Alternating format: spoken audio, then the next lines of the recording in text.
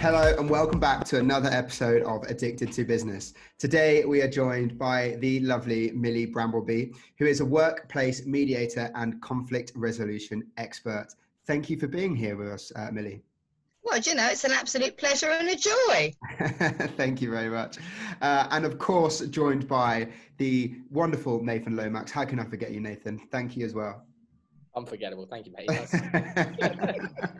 Now, Milee, before we started this podcast, me and Nathan pretended to have a row because no pretending about it. It was extremely realistic.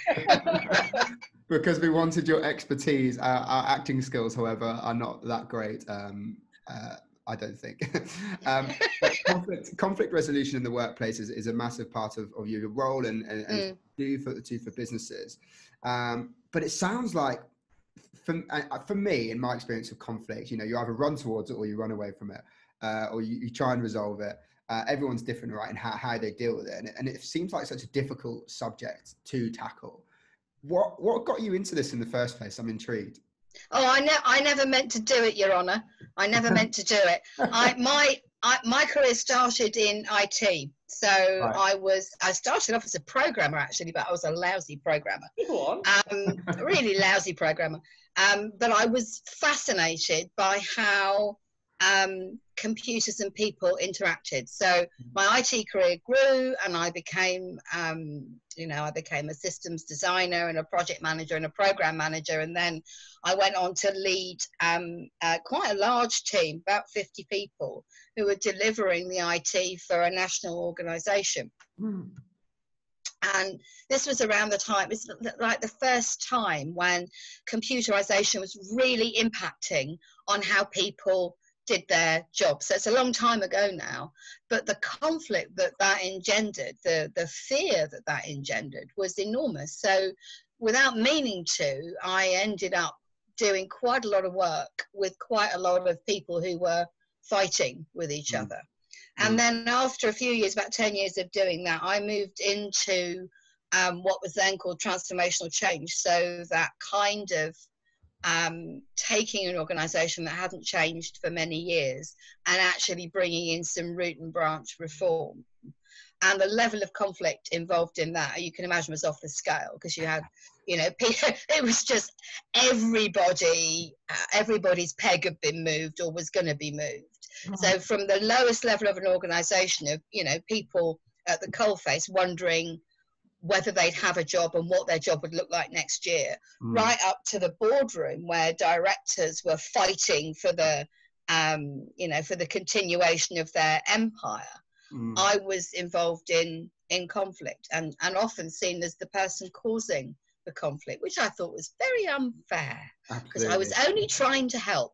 But there was a Christmas about 2011, when I sat on the sofa after my third glass of Rioja, and I said, you know what? All I've done this year is cope with unhappy, conflicted people. And my husband looked at me and he said, I know, darling, it's been awful for you, but that's what they're paying you for, so suck it up, you know, in that very husbandly way. And I went, no, it hasn't been awful. It's been absolutely brilliant. I've loved it, and I want to find out if it's a thing.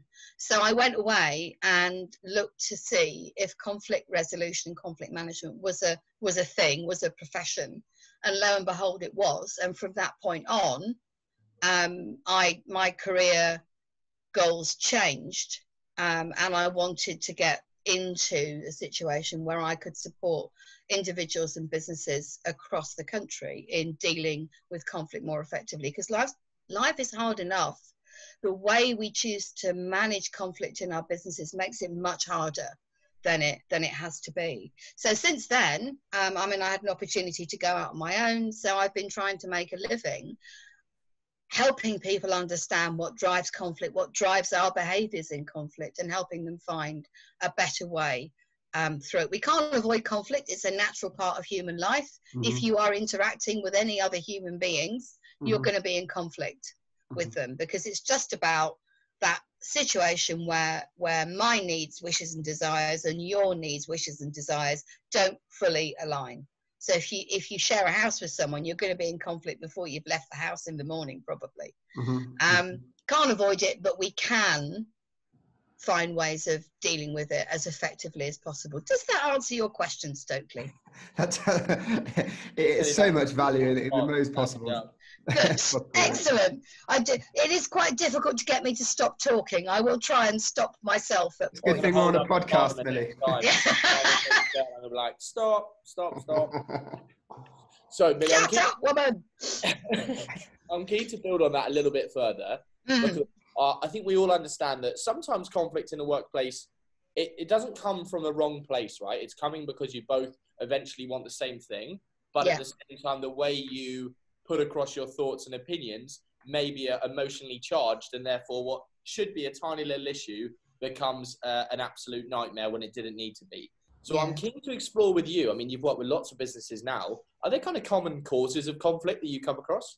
Oh, yeah. I mean, originally when I set out on my own, I thought I'm going to be a mediator.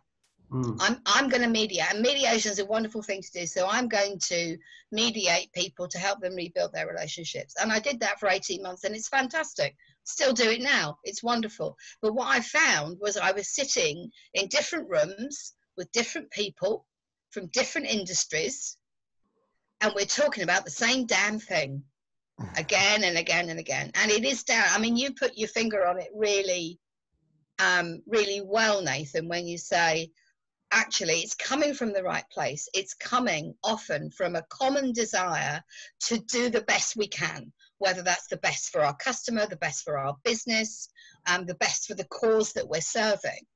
But actually, it's the way that we communicate, the way that we accept challenge and give challenge that can cause conflict to become an absolute thing. There's hundreds and hundreds and hundreds of thousands of really excellent treatises on the cause of conflict, and I haven't read them all, but I've read some of them.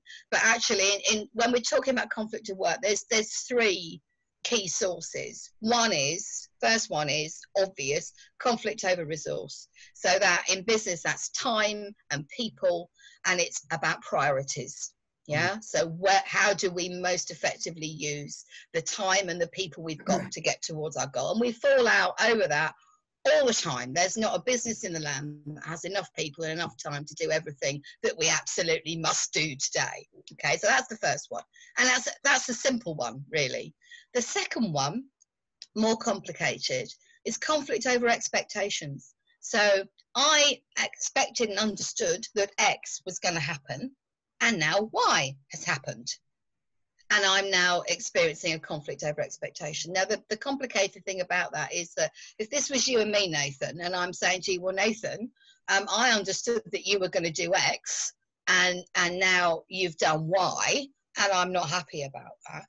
Actually, Nathan, you never need to have said explicitly that you were going to do X. Okay, it's enough that I thought you said you were going to do X. It's even enough that I thought you should do X for me to experience conflict over expectations when Y happens. So commonly that happens in kind of annual appraisal situations. Yeah. So if you're my boss, and I've been understanding all year that you think my work's exceptional, and here we are in my annual appraisal, and you've just told me that my work is adequate. Okay.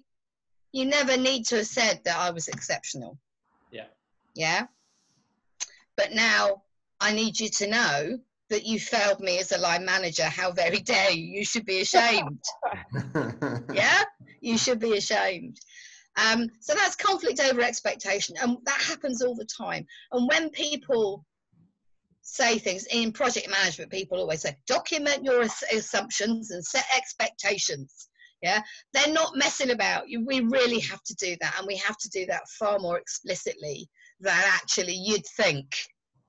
Yeah, the last one is the real doozy, though. The last one is conflict over loss, and that's I feel that I've lost face, or I've lost advantage, or I've lost confidence, or I've lost status because of whatever has happened, or I fear that I will if this situation continues.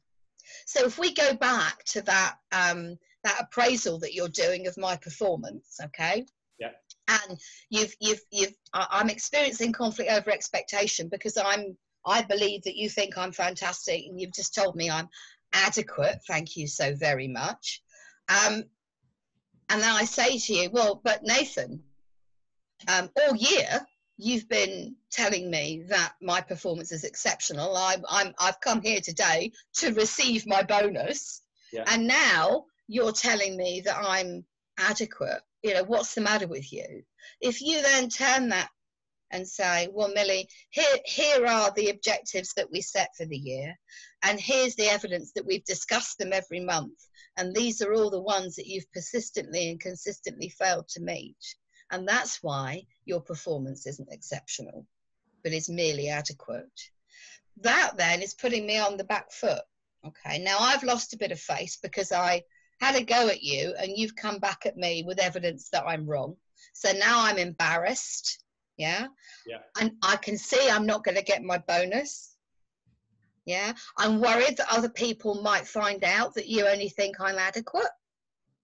You've got all that kind of stuff going on. And when our emotions get engaged like that, and they will, it becomes very difficult then for me to handle that situation in a constructive, rational, grown-up way, because I'm not a grown-up anymore, I'm 4. Yeah, we're all 4 years old in a conflict situation. It's to do with our amygdala, which sit at the top of our brainstem, that are our fight and flight mechanisms. Yeah. And once they get engaged, because we're afraid, because we sense loss, because we sense a loss of opportunity, or you know, a loss of, in this case, a loss of finance that's impacting on how I support my family. Once they get engaged, the amygdala is brilliant. If you're wrestling a saber-toothed tiger, blooming amazing. Can make you help you do things that you didn't think you were able to do. But basically, it takes over your nice, clever prefrontal cortex, that lovely bit of your brain that makes you, does all your judgment, all your thinking, all your sophisticated language skills. And your amygdala goes, no, life or death situation, mate, shutting that down. We don't need any philosophizing. Here are your choices. Do you want to hit it? Do you want to run away from it? Or do you want to stay very still? They're your choices, and they're the choices that are open to the average 4-year-old in a crisis situation. That's what we've got to deal with. So that's why we get into situations where 2 very sensible, rational, grown-up people have come into a room to discuss a matter of business, okay? And then before you know it, they're nose to nose, shouting at each other, and almost at the point where they're going to start rolling on the floor and blacking each other's eyes. And that's what happens because you get what I call an amygdala-driven situation. So let's go back to our appraisal room again, Nathan. Yep. So you've now said to me, well, here's the evidence that you've been failing to meet your objectives, dearie, so I hardly think that's exceptional. I'm now going, my amygdala is kicked off because I realise, A, this is embarrassing, and B, I'm not going to get my bonus. So I'm now going, well, it's not my fault that I haven't achieved these objectives. It's your responsibility to make sure that I've got the, you know, the opportunity and the information I need to do this. So this is on you, mate. Don't you go doing me down because you failed as a leader. And you're then going, how very dare you, A, talk to me like that, B, not take responsibility. And you might say something like, well, I think, Milee, that you need to calm down. Don't you tell me to calm down. And so we'll go on and on. I would love it if someone's tuning in now and it just looks like a rift between Milee and I. Yeah. I was like, sorry, Milee, I'm sorry. It happens so easily, and particularly, and this is the difficult bit. It happens particularly easily with people that we know well and we're relaxed with, yeah, because our filters come down when we're relaxed with people. So and the other thing is that and this is wandering off the point a bit, but I'm going to do it unless you make me stop. The way we use language impacts hugely on the way that we interact with each other. So, Stokely, I've never met you before today. Yeah. Okay. So, you know, when you came on, I was quite polite to you. Yeah. Yeah. Whereas when I came on, she was Sarah me a new one. Nathan and I have never actually met in person, but we had spent quite a long time on the phone together. So I felt able and confident enough to be actually quite rude to Nathan. My hair was rubbish, that I just appropriately the list went on. Well, it was rubbish. That's why. Don't tell me it's rubbish. You know, because, and the thing is, Nathan and I already had the beginnings of an established relationship. When we've worked or lived with someone for a long time, a lot of the common courtesies, the common politenesses that we extend to strangers, we just don't do that anymore. And that's absolutely fine. And we're comfortable because we know what that relationship is, and our brain processes that from the position of, we trust Nathan, you know, or we trust Milee, and we're just filtering because we know that they're no threat to us.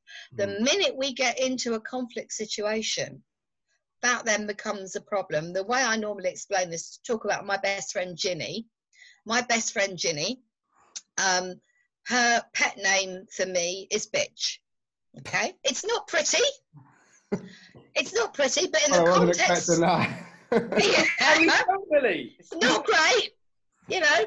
But in the context of our 15-year relationship, it's absolutely fine because I call her baggage. That's just how we roll. Bitch and baggage. The thing is, TV show, bitch and baggage. Yeah, and the thing is, and this, we also do some voluntary work together. We were both for some time church wardens at the Church of England church up the road. So we do some work together, and we work very differently. Ginny's a lot older than me. She's a lot more measured than me. And as a consequence, when we were working together, sometimes we would get into quite tense situations where she felt that X had to happen and I felt we needed to do it Y. And at that point, as soon as there's that little tiny bit of friction, she can no longer call me bitch. Right. I can no longer call her baggage. Yeah. Because what happens is the filters in our brain switch from, this is Ginny, she's my best friend and I love her very much, to, this is Ginny who is arguing with me on a point that I think is really important, and the filters change. And if she then says, look, bitch, I'm going to go, excuse me? What did you call me? And that's where we can get into real difficulties in the workplace, because workplace relationships, you know, we spend a lot of time, don't we, with the people that we work with. Well, we have done up till now. You know, you spend a lot of time with your colleagues. You know them really well. Your relationships are really relaxed. But oh my goodness, those relationships at work are so impacted by the ebbs and flows of business around us. And a relationship can be altered by something as simple as someone's been asked to take a lead on a particular project. So the relationship between them and their colleagues has changed. It can be altered by, there's, you know, in organizations that do a lot of shift work, it can be altered by people both wanting that particular Friday off. Yeah. So now that's not your colleague who you love, that's a competitor for a scarce resource, the Friday off. And as soon as that happens, and it happens, you know, 9 or 10 times a day, probably in the course of a working day when we're together, as soon as that happens, our filters change. And the wrong joke, the wrong smart comment, the wrong word can then trigger a reaction. And that can be really scary. So, you know, Nathan, if we go back in that room again, if we've had a really good relationship hitherto, and we've had a nice kind of easy jokey relationship as line manager and employee, if you then, you know, during or at the end of that conversation try and crack a joke that you would have done even the day before we'd had that conversation, you're likely to get a very different reaction from me. You know, you might make a light-hearted comment, and then I'm saying, well, I don't think this has been a laughing matter. I hope you realise how seriously this is impacting on me, Nathan. And that then puts you on the back foot, and you might say something like, well, hang on, it was only a joke. Can't you take a joke? Well, fun police. Yeah, exactly. That's exactly what I'd say. Say again? I'd say you're the fun police and you need to back off.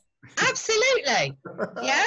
And then I'm going, right, okay, I think we'll be taking this further, sunshine. No, we won't. And then we just escalate. And then we go. And we all do have different conflict styles. So you and I suspect, Nathan, are both fighters.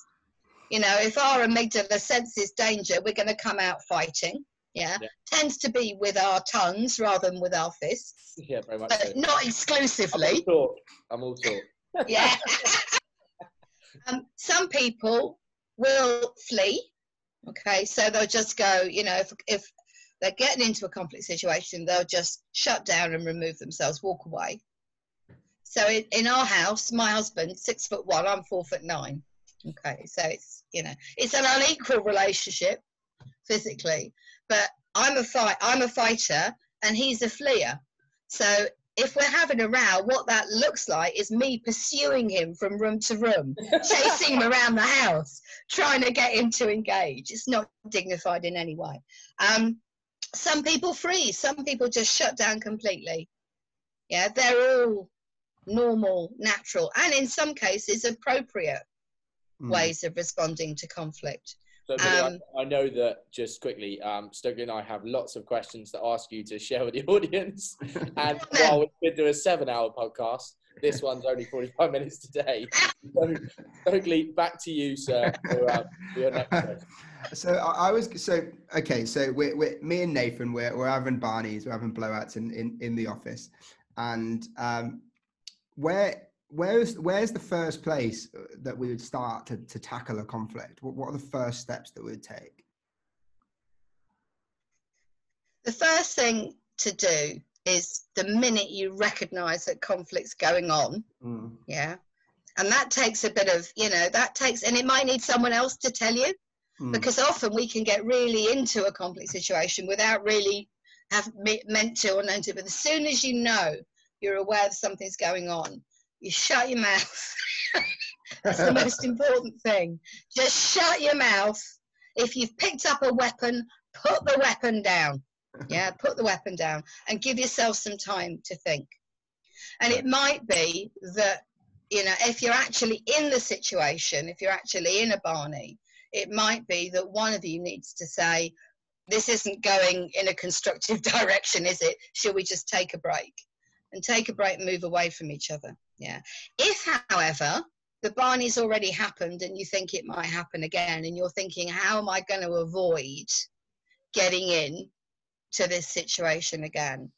Just asking the other person how it was for them can be really powerful. Now, that takes an effort of will and self-control, and also you're exposing yourself a little bit. So, you know, if we go back to Nathan and I and our appraisal, Nathan, I could approach you and say, look, Nathan, that conversation we had yesterday in my appraisal meeting, that didn't go the way that I would have hoped it would.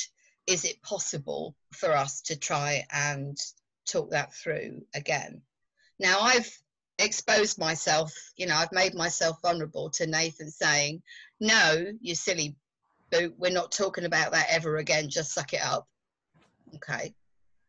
But actually, when someone approaches us in that kind of open, calm manner, it's very difficult not to respond by saying, well, do you know what, it didn't go the way I planned it to go either. Yeah, let's try again. Yeah. But what we can't do, Stokely, we can't make another human being do a damn thing they don't want to do. And we have to get ourselves in a state where we're comfortable with that, or as comfortable as we can be. So in going to Nathan like that, I'm taking a risk that he'll say no. And I've got to appreciate that I can't make him. Equally, he can't make me come back to the table unless I want to do so. I mean, Nathan, as you're my line manager, you have more power in the situation perhaps than I do, but you still can't make me do a damn thing I don't want to do. Yeah, you certainly can't make me do it with a smile. And But just asking, you know, for the opportunity to try it again. And even, and this is a bit of a shocker for many people, certainly was for me when I realised it, understanding that there might actually have been something that I said or did that caused the situation, rather than it necessarily being the other person, solely their responsibility for getting us into that. That can be a great opener, just accepting that, you know, we probably have some personal responsibility for how that conversation turned out. So, Milee, as a human population, and certainly during COVID, there is no doubt that we're going through some of the fastest changes that we've ever gone through as a business. And I dare say many businesses out there and people are going through exactly the same. I would guess that change is the biggest cause of conflict, or one of the biggest causes, because we seem to be very change adverse. I don't know if that's a UK thing or what. How would you recommend people cope with this sudden change? Because I believe it will kind of trigger that fight or flight thing when there's so much uncertainty. You're like, oh, I just don't know what to do. I feel really out of my depth. I feel I can't control this situation going on. And then we get conflict. Yeah, absolutely. And I think, and you've got an awful lot of very, very scared people. Because for most of us, this is the first time in our lives we've been properly frightened. Yeah. Yeah. And you could see that with the toilet roll thing. Yeah. You know, that's about fear. That's about, oh my Lord, I can't control any of this. What can I control? Making so sure I've got something to wipe my bum on. I can control that at the moment. So the first thing I would say is, isn't it amazing though, how blooming adaptable we can be when we have to be? Mm. You know, it's been astonishing the way businesses and individuals have adapted to cope with the situation. It's not been without cost or pain, but it is astonishing. The thing is, and you've put your finger on it, work out what you can control and control that. Yeah. Yeah. Let go. I would say it's really important to let go of the shoulds and the oughts. Yeah. So, you know, oh, well, the government should be doing this. The government ought to be doing this. My staff ought to be doing this. They ought to be doing that. Let go of those and actually focus on the is. What is actually the situation now? Let's deal with that. Because the shoulds and the oughts just keep you up in your head, spinning around, trying to figure out things that you've got no control over. Let's deal with the is. And prioritization just is the best skill that you can have. If you're going to hone one thing now, it's let's work out what is the most important thing today and do that. Yeah, let's do that. So, Milee, I often hear the word resilience, you know, being thrown around. How can a business develop resilient when it comes to mindset in particular? Okay. Resilient businesses don't develop resilience, human beings do. Yeah, human beings do. And you know, resilience is what we've just talked about, that you know, let's let go of what was and deal with what is. But there's also something about making sure that you don't get stuck. And we often get stuck when we've got hard, what my friend Rachel calls hard sums to do. It's a hard question without a simple answer.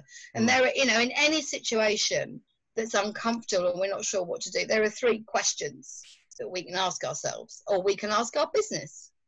First one is, what can I change about what I'm saying or doing that's going to impact on this situation? Because in the great world, that's the quickest way to bring about change, is changing what we're saying or what we're doing. But sometimes, and we've seen it a lot recently, there's absolutely naff all that we can do to change the situation ourselves. So the second thing is, actually, in the grand scheme of things, is this situation really that important? Is that really, really important? So for me, and this doesn't reflect well on me, I'm afraid, but one of the first things that I thought of when lockdown was announced was, oh my giddy goodness, I've got a hairdressing appointment on Thursday and I won't be able to go.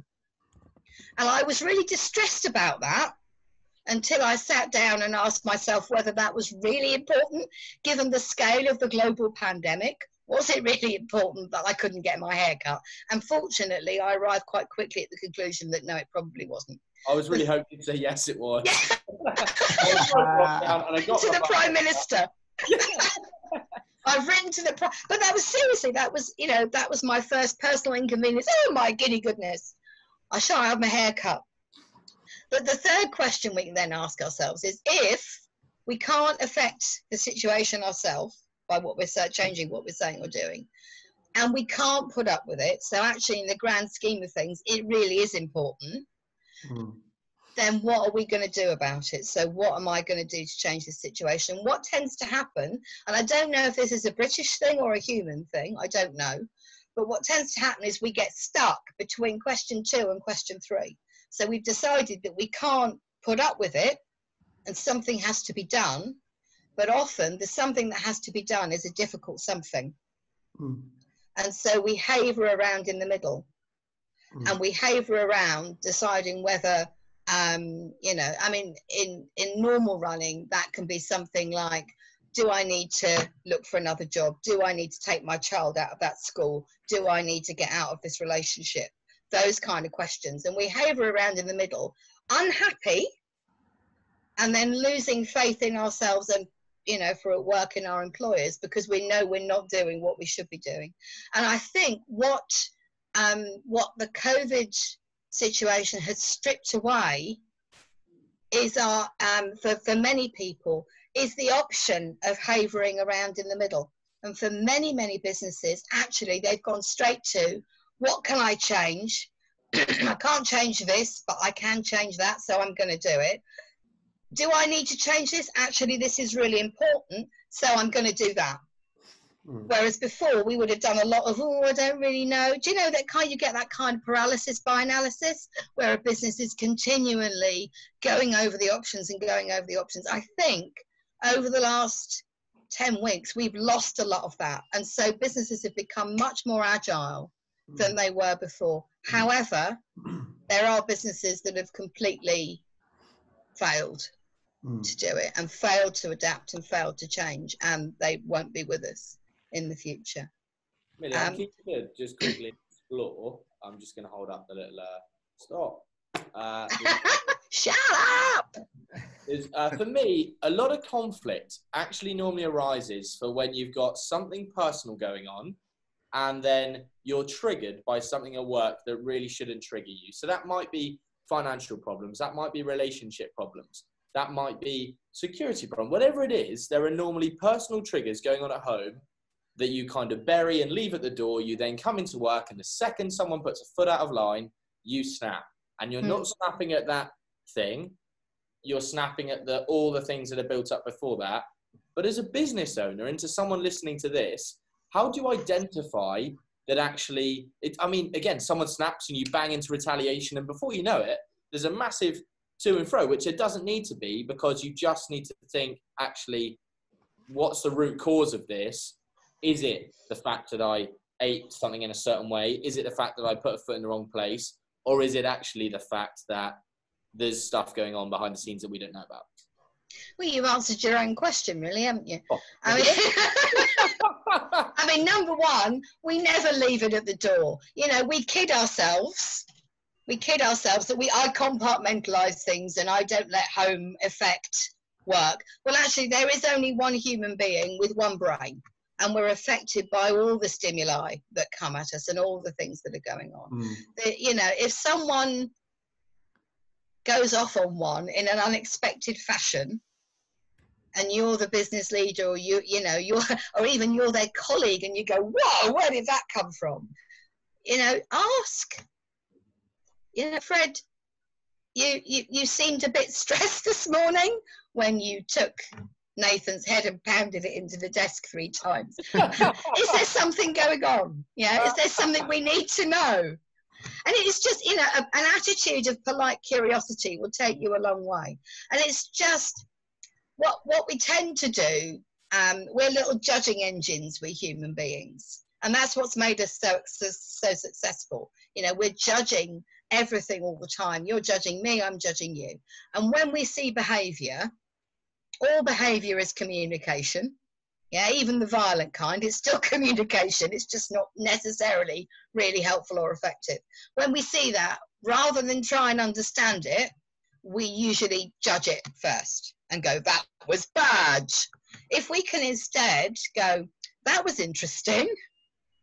I wonder what is going on behind that. Yeah. Now, if you ask someone, so if you say, Fred, you know, you appeared quite wound up this morning. Is there something going on that, you know, that I need to know about? And if Fred said, no, it's none of your business, you can't make him. You can't make him tell you. To confirm, if one of my fellow directors, who's called Fred, is listening, this isn't about him, and he hasn't. Gosh, is there a Fred? He hasn't pounded my head against the desk. I just thought, like, of all the names you could come up with, he's going to listen and be like, I didn't hit his head. And I'll be like, oh, what have I told him? Start the rumour here. Yeah, exactly. I do. I picked Fred because it's a name that almost nobody has these days. Yeah. Well, he has it. I have Fred and Hilda in my stories. I'm so sorry, Fred. Oh, that's awful. Please carry on. I'm yet to have a Hilda in the office. So, yeah, Hilda's pounding my head. Hilda's good. So, Hilda, okay, if Hilda doesn't want to share with you that there's stuff going on, you can't make her. And then as a business manager, I mean, at least you've highlighted to her that this was an unusual situation that you've taken note of. And you might even say, you know, we need that not to happen again because it dented the furniture or whatever. But you might find that just you asking is enough for Hilda to say, well, actually, there's some stuff going on at home. I don't want to talk about it in detail, but you know, I can see that that's impacting on me. A really important thing though is, and I've seen it quite a lot, is where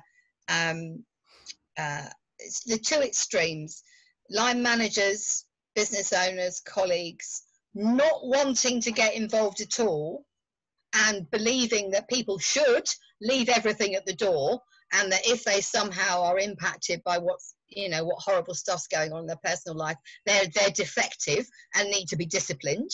I mean, clearly, if Hilda continues to bang your head against the desk, yes, you do need to do something about that because it's not on. So that's one extreme.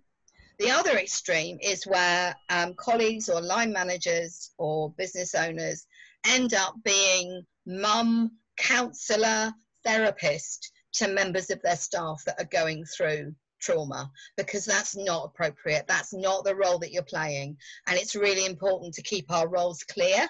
Yeah. Otherwise, that leads to further conflict later on. So it's important, I think, for anyone who's in a position of authority, actually anyone who's a grown up, to have a list somewhere of places or individuals that people can be signposted to when they need extra help.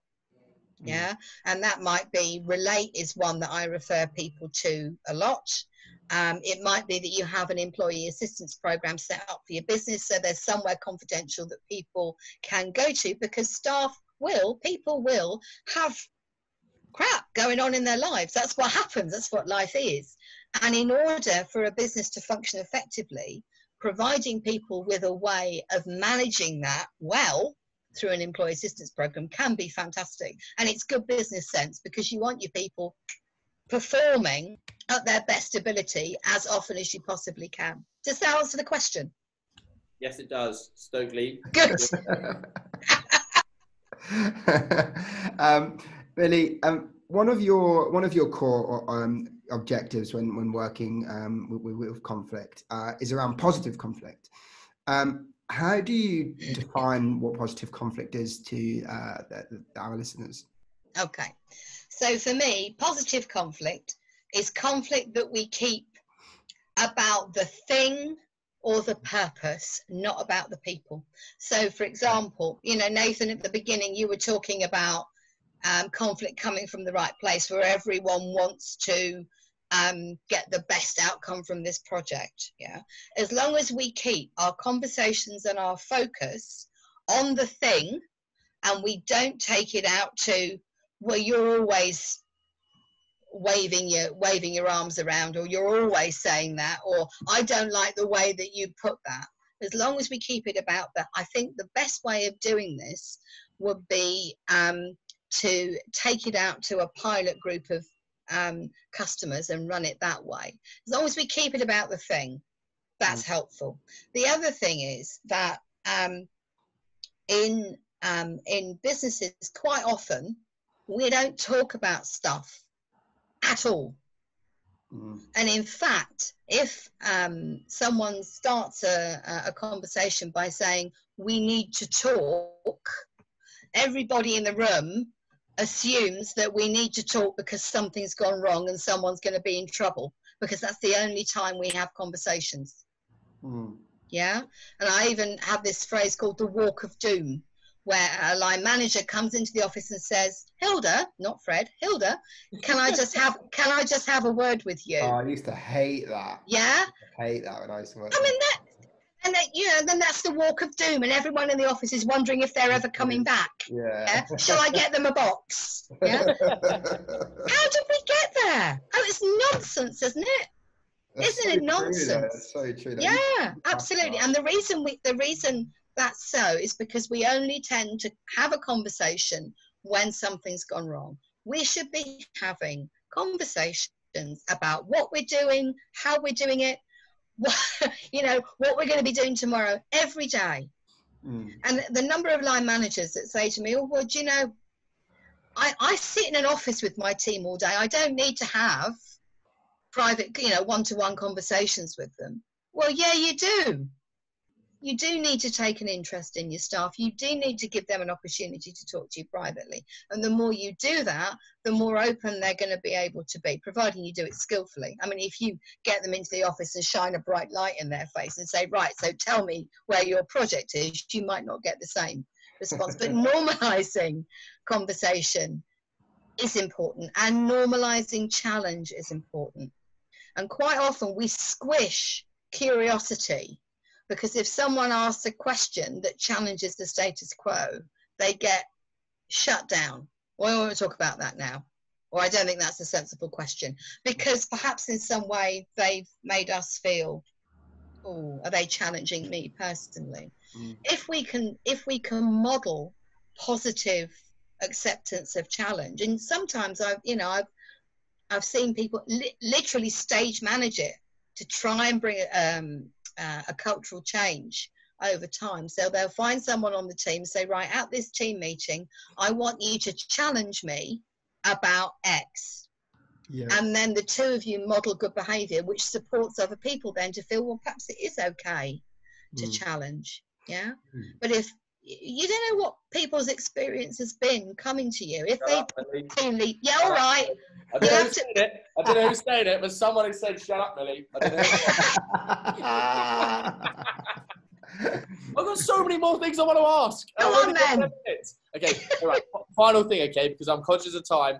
And actually, for us, we're getting a bit of a reputation of providing practical insight to our listeners so they can take something away. And so if somebody can take 5 things, the 5 top things to do when handling conflict from today, what is it that they can do? Okay. Number 1, go and read Who Moved My Cheese by Spencer Johnson. Okay. Who Moved My Cheese? Who Moved My Cheese? It's a very old book about how human beings cope with change. But the fact that it's old, it's wonderful. Okay. It's a really accessible, this is what goes on for people when they're faced with change. Every business leader in the country should, every human being should probably read it. Okay. Second thing is, remember that no one can see inside your head.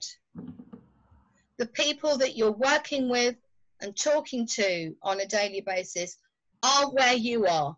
So you need to take out what is in your head and communicate that to people clearly. Yeah. So the next thing is, you can't over communicate in a conflict or in a change situation. You can't over communicate, even when all you're saying is there's nothing new to tell you today. You still need to do it, because as soon as there's radio silence, I'm afraid the human brain just makes stuff up. Yeah.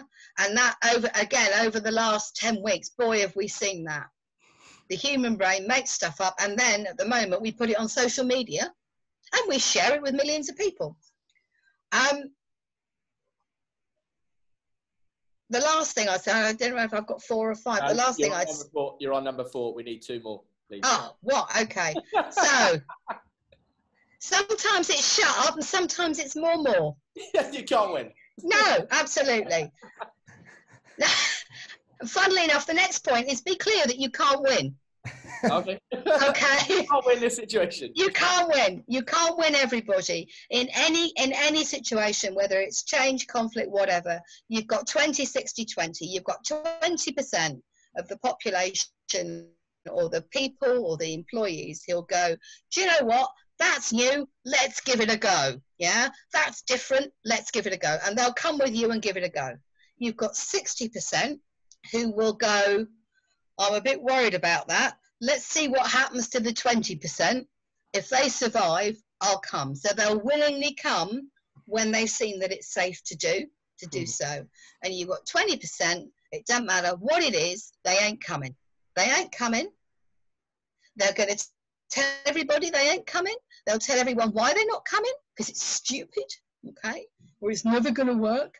Don't waste too much time on the 20%. You might need to neutralize them because they will derail what you're trying to do if they can, but don't waste a lot of time trying to persuade them that it's the sunlit uplands, because it ain't going to work. And certainly in long-term organizational change, they're probably going to need to get off your bus. Okay, so that's number 4.